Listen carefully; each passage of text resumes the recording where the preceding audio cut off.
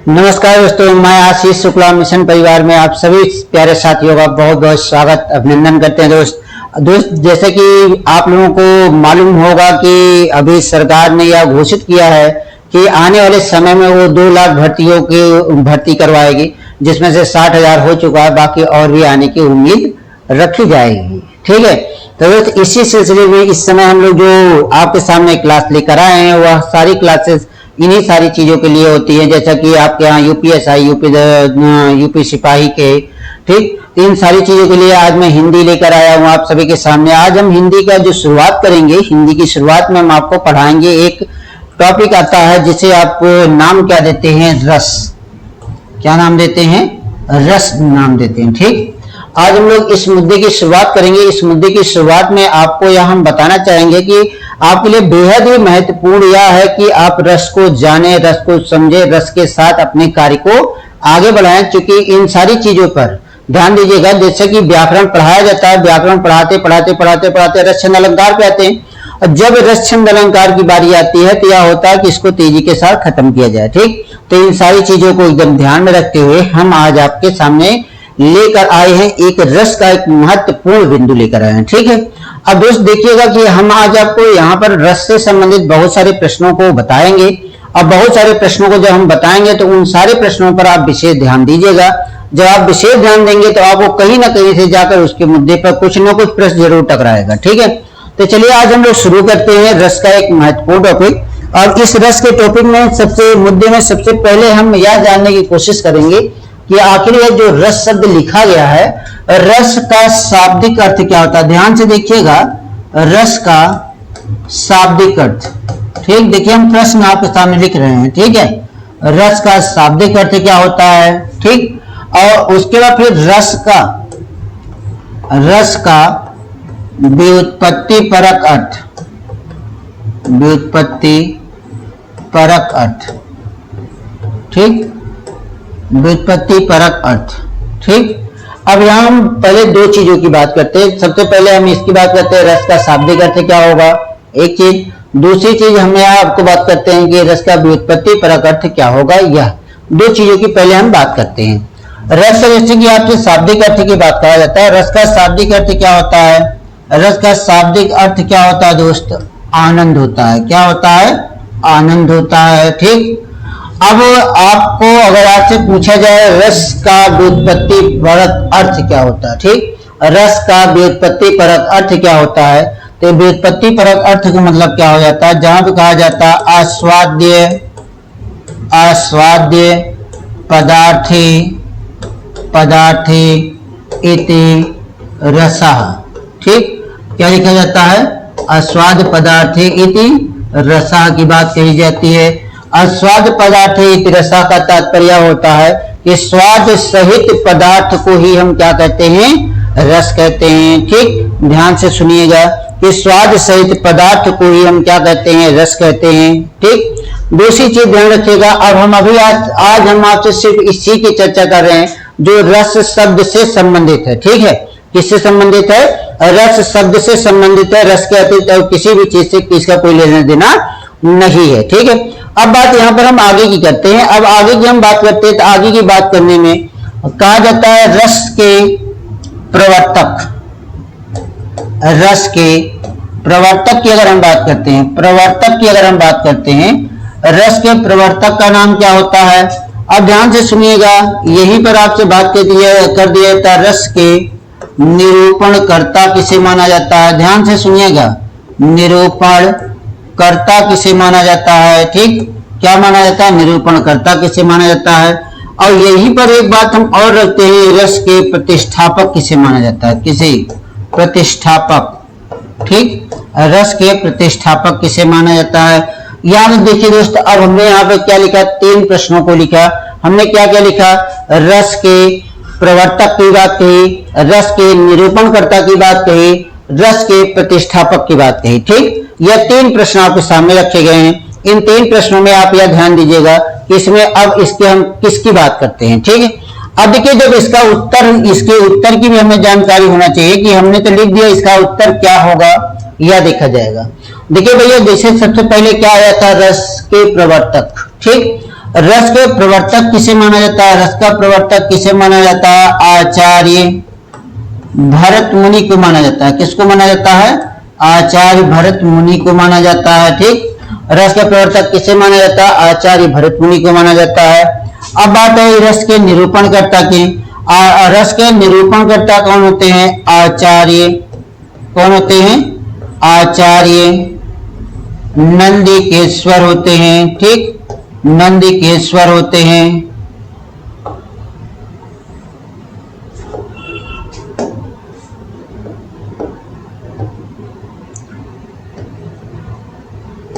नंदकेश्वर होते हैं। ठीक, आचार्य नंदकेश्वर होते हैं।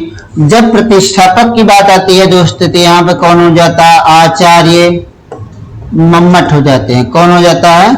आचार्य मम्मट को माना जाता है। ठीक है, ध्यान से देखिएगा कि अगर आपसे पूछा जाए कि रस के प्रवर्तक किसे माना जाता है? रस के प्रवर्तक आचार्य भरत मुनि को माना जाता है। रस के निरूपणकर्ता किसे माना जाता है? नंदकेश्वर को माना जाता है। और अगर आपसे पूछा जाए कि रस के प्रतिष्ठापक किसे माना जाता है तो रस के प्रतिष्ठापक के रूप में कौन आता है? आचार्य मम्मट आते हैं। ठीक, इतनी बातें जब हमारी आपकी क्लियर हो जाती है तो अब आपसे यह पूछा जाता है कि इस रस संप्रदाय का रस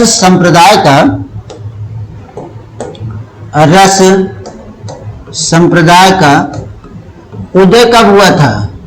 उदय, तो इसका जो उदय होता है वह 200 ईसा पूर्व माना जाता है। ठीक, ध्यान से देखिएगा कि जो रस शब्द बना था उसका उदय जो हुआ था वह कब हुआ था? 200 ईसा पूर्व में हुआ था। ठीक है, अब बात इसके आगे आती है रस का वर्णन ग्रंथ। क्या? रस का वर्णन ग्रंथ। वर्णन ग्रंथ कौन सा है?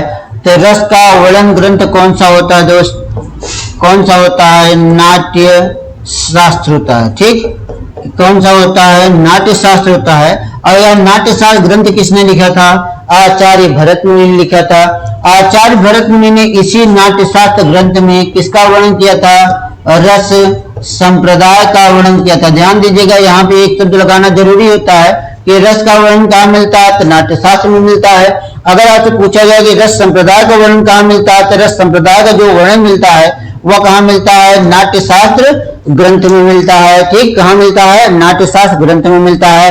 अब बात यहाँ पर यह आगे उठती है कि आखिर यह जो नाट्य शास्त्र ग्रंथ है इस नाट्य शास्त्र ग्रंथ को और भी किसी नाम से जाना जाता है?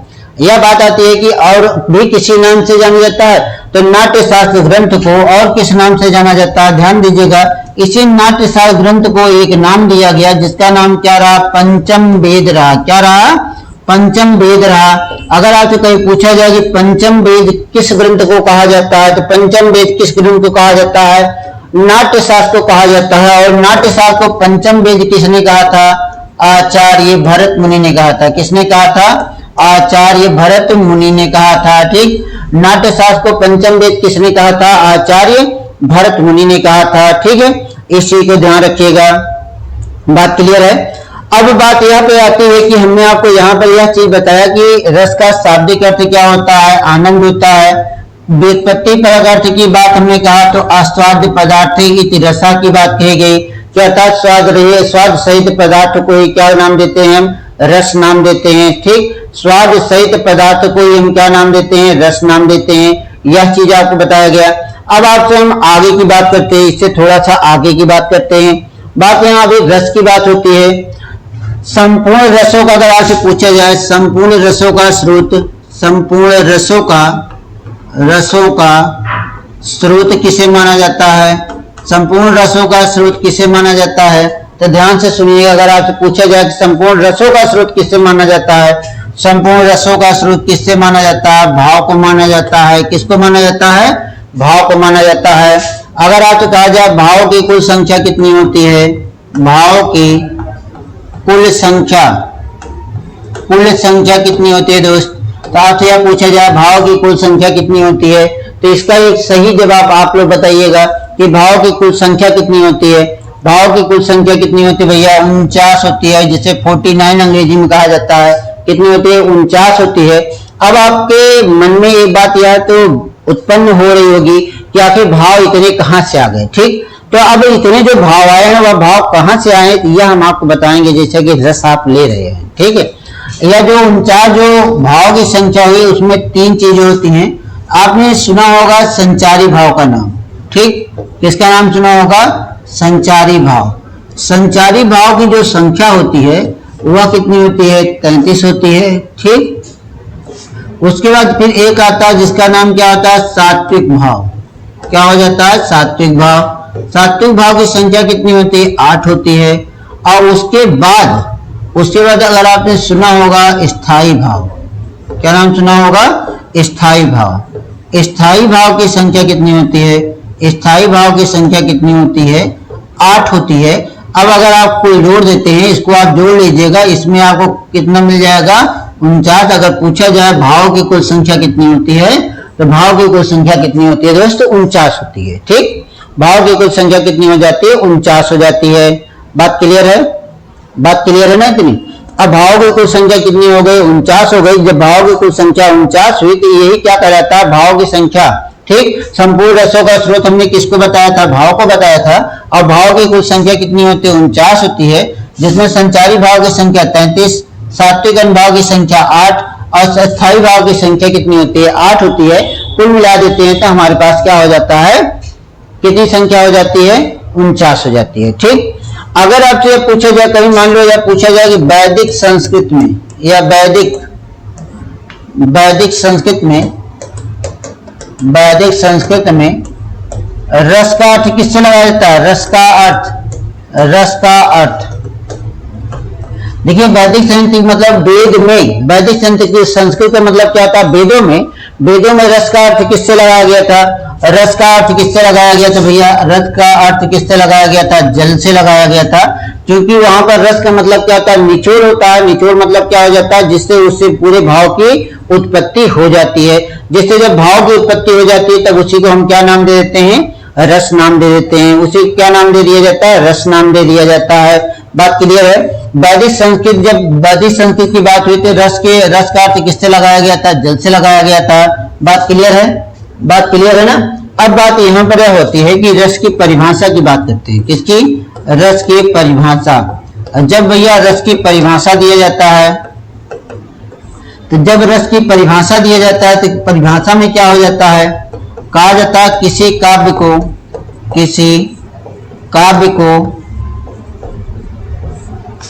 को पढ़ने, सुनने या देखने से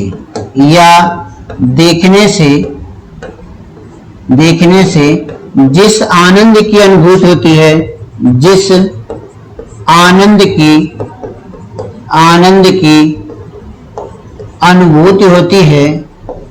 अनुभूति होती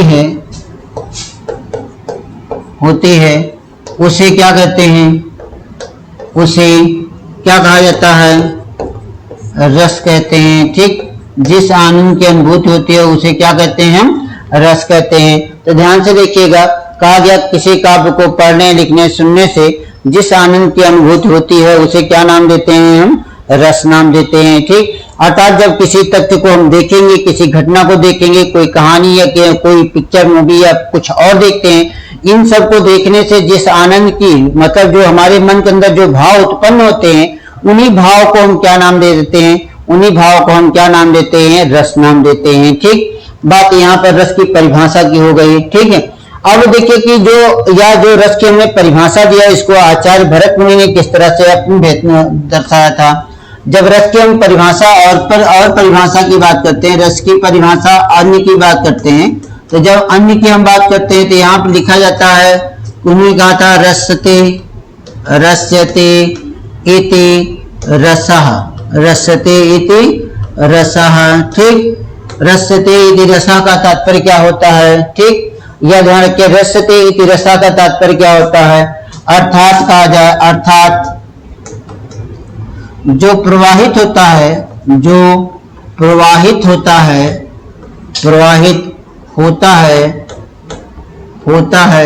उसे क्या कहते हैं? इसे क्या कहते हैं दोस्त? उसी को हम क्या कहते हैं? रस कहते हैं, ठीक। जो प्रवाहित होता है उसे हम क्या नाम देते हैं? रस नाम देते हैं। अर्थात जो प्रवाहित होता है, प्रवाहित कहाँ से होगा? हमारे मन के अंदर होगा, हमारे मन के भीतर होगा। तो हमारे मन के भीतर जिस आनंद की अनुभूति होती है, उसी आनंद की अनुभूति को हम क्या कहते हैं? रस कहते हैं। जैसे मान लो कि यहाँ पे हम पढ़ा रहे हैं, पढ़ाते पढ़ाते यहाँ पे एक शेर आ जाए, उसे आएगा नहीं अभी, मान लो कि आ जाए, कहीं से भटका हो और यहीं पे आके हमारे अंदर हमारे लैब में आ जाए, तो हमारे लैब में जैसे हम आप सामने शेर को देखेंगे तो हमारे मन में बड़ी प्रसन्नता होगी, चलो भगवान आज हमने शेर देख लिया। ऐसा तो होगा नहीं। तो हमारे मन के अंदर क्या हो जाएगा? एक भय उत्पन्न होगा। ठीक, हमारे मन के अंदर क्या होगा? एक भय उत्पन्न होगा। जो हमारे मन के अंदर भय उत्पन्न होगा, उसी भय का नाम क्या होगा? रस नाम होगा। वही भय का नाम क्या हो जाएगा? रस नाम हो जाएगा। जैसे इस समय हमारे समक्ष हमको बहुत सारे विद्यार्थी देख रहे हैं। जो लोग देख रहे हैं वो लोग क्या हैं? उनको देखने से, इस क्लास को देखने से जो आनंद की अनुभूति मिल रही है, जो आनंद मिल रहा है, जो उन्हें ज्ञात हो रहा है, वह ज्ञात होना क्या कहलाएगा? रस कहलाएगा। ठीक, वह ज्ञात होना क्या कहलाएगा? रस कहलाएगा। ध्यान से सुनते रहिएगा। तो जो यह मन के अंदर बात उत्पन्न होती है, ये मन के अंदर बात उत्पन्न होने वाली बात को क्या नाम देते हैं? हम रस नाम देते हैं। ध्यान, यही हमने आपसे कहा ना कि रसते इति रसा, अर्थात जो प्रवाहित होता है उसे क्या नाम देते हैं? रस नाम देते हैं। प्रवाहित कहाँ होगा? इसे ढंगेगा, गिर जाएगा, लुटता हुआ जाएगा? नहीं। तो प्रवाहित होगा तो हमारे मन के अंदर होगा, हमारे हृदय में होगा। जो चीज हमारे हृदय में उत्पन्न होगी वही क्या कहलाएगी? रस कहलाएगी। ठीक, वही क्या कहलाएगी? रस कहलाएगी। बात क्लियर है? बात क्लियर है ना? इतना वही क्या कहलाएगी? रस कहलाएगी। आगे चलते हैं। जब हमने इतनी बातें आपके सामने क्लियर कर दिया, अब बात यह आती है इसी रस से संबंधित या जितनी भी बातें हमने कही वह सब अब तक भरत मुनि के अनुसार रही। आचार्य किसके? आचार्य भरत मुनि के अनुसार रही। आचार्य भरत मुनि ने रस के अंगों के बारे में बताया था। ठीक, रस के अंग या चरण की बात करते हैं। रस के अंग, रस के अंग को ही नाम क्या दिया गया? चरण नाम दिया गया। ठीक, क्या नाम दिया गया? चरण। इसी चरण को क्या नाम दिया गया? अवयव नाम दिया गया। ठीक, अब अगर आपसे पूछा जाए रस के कितने चरण होते हैं और कितने चरण होते हैं, कितने अवयव होते हैं, कितने सोपान होते हैं, या अगर आपसे बात कही जाए तो रस के कितने चरण होते हैं, यह आप हमें बताएंगे। ठीक है, रस के जब चरण की बात होती है, रस के कितने चरण होते हैं? 4 चरण होते हैं। ठीक, कितने चरण होते हैं? 4 चरण होते हैं। जहां भी कहा जाता है विभावानुभाव, क्या कहा जाता है? विभावानुभाव, संचारी भाव, संचारी भाव, संयोगाद्र, संयोगाद्र, रस निष्पत्ति, रस निष्पत्ति।